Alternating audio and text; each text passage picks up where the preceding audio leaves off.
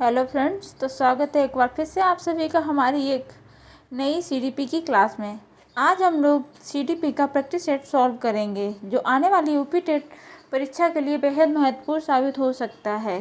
तो कैसे हैं आप सभी लोग? उम्मीद करती हूँ कि बहुत अच्छे होंगे और अपने अपने एग्ज़ाम्स की तैयारी अच्छे से कर रहे होंगे। आइए हम लोग यह प्रैक्टिस सेट सॉल्व करते हैं।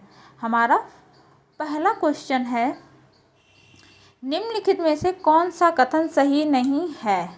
ऑप्शन ए, वंशानुक्रम माता पिता से संतान में गुणों का संचरण है।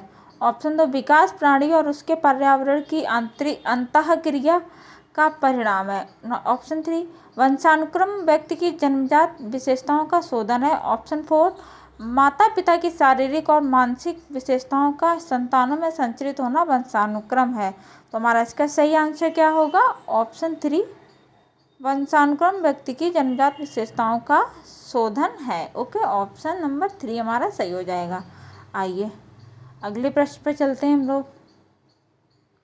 सहचार्य के नियम हैं।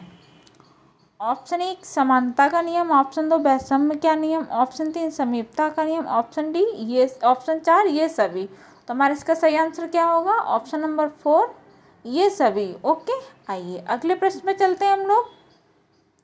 गेट्स के अनुसार अनुभव द्वारा व्यवहार में परिवर्तन ही है। क्या है?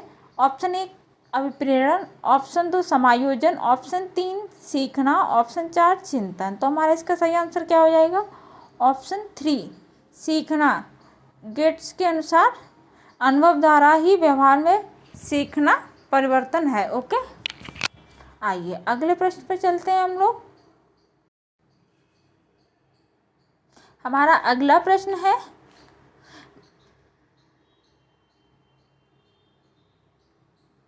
अपने आप को प्रेम करने की प्रवृत्ति को क्या कहते हैं? ऑप्शन एक, आत्म केंद्रित प्रवृत्ति।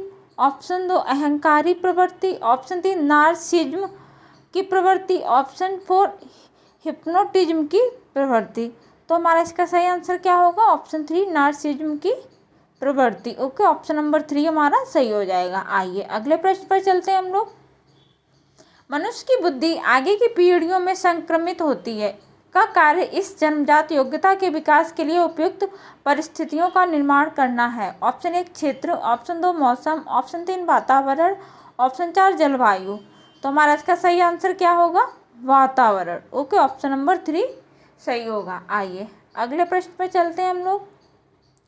पूरे आवृत्ति विवरण के प्रतिनिधित्व करने वाले मान को डैश डैश डैश कहा जाता है। क्या कहा जाता है?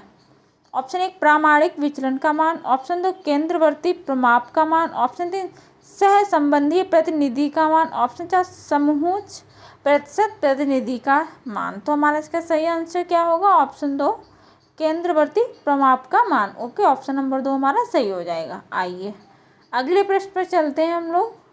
निम्नांकित में से कौन सी विशेषता आंतरिक रूप से अभिप्रेरित बच्चों के लिए सही नहीं है? नंबर एक, वे चुनौतीपूर्ण कार्य पसंद करते हैं। नंबर दो, वे हमेशा सफल होते हैं। नंबर तीन, वे कार्य के समय आनंद अनुभव करते हैं। नंबर चार, वे कठिन कार्यों में उच्च स्तर की ऊर्जा प्रदर्शित करते हैं। तो हमारा इसका सही आंसर क्या होगा? ऑप्शन नंबर दो, वे हमेशा सफल होते हैं। ऑप्शन नंबर दो हमारा सही हो जाएगा। ओके, आइए अगले प्रश्न पर चलते हैं हम लोग।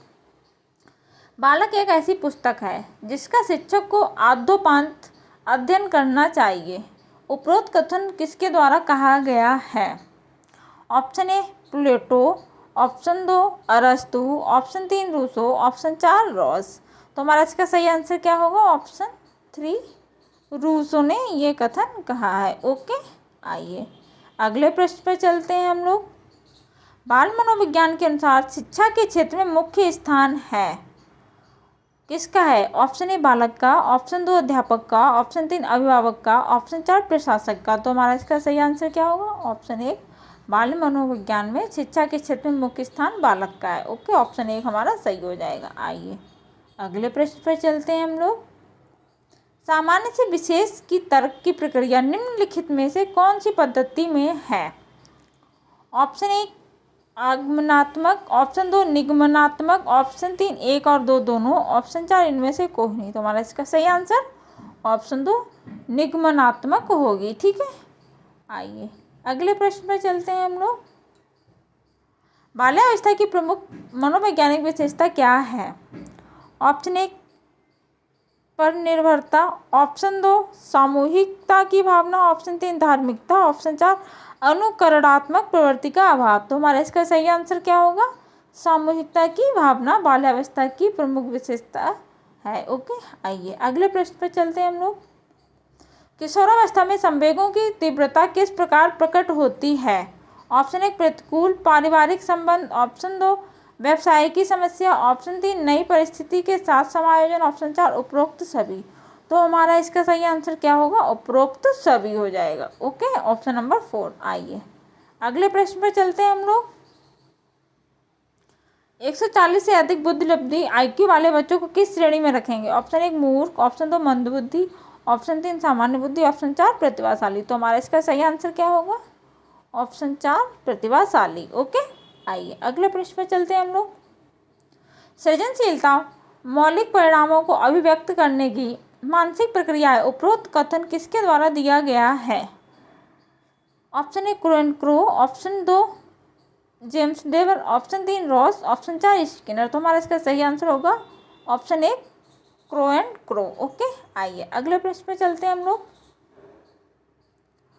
प्रयास और भूल सिद्धांत के प्रतिपादक हैं। Option 1 Thorndike, option 2 McDougall, option 3 Kohler, option 4 पावलव। तो हमारा इसका सही आंसर क्या होगा? ऑप्शन 1 थॉर्नडाइक हो जाएगा। ओके, प्रयास और भूल के सिद्धांत को किसने दिया है? थॉर्नडाइक ने। आइए अगले प्रश्न पे चलते हैं हम लोग।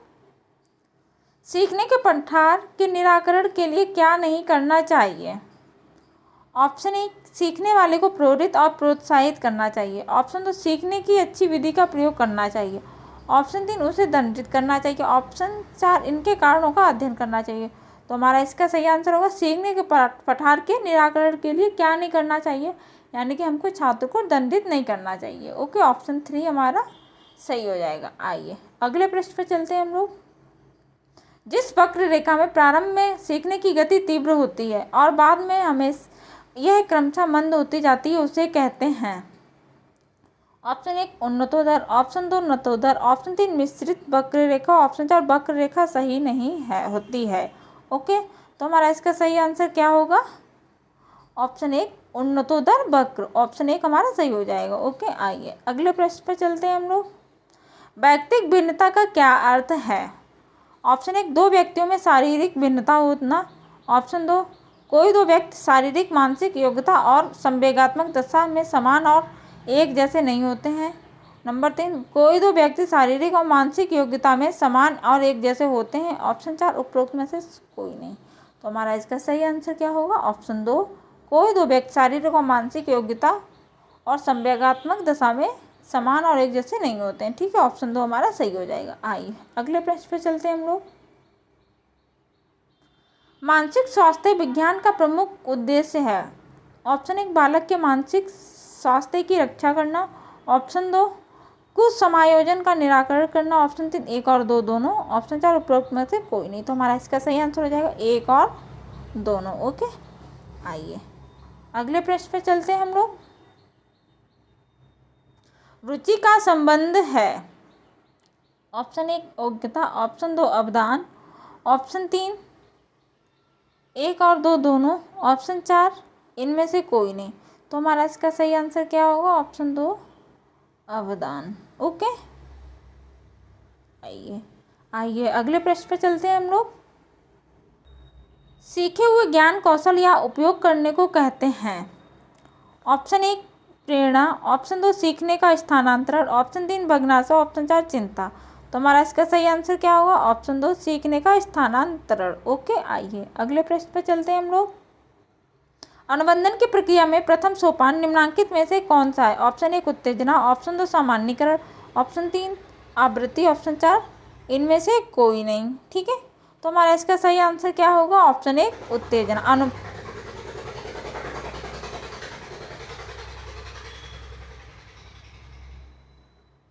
अनुबंधन की प्रक्रिया में प्रथम सोपान निम्नांकित में से कौन सा है?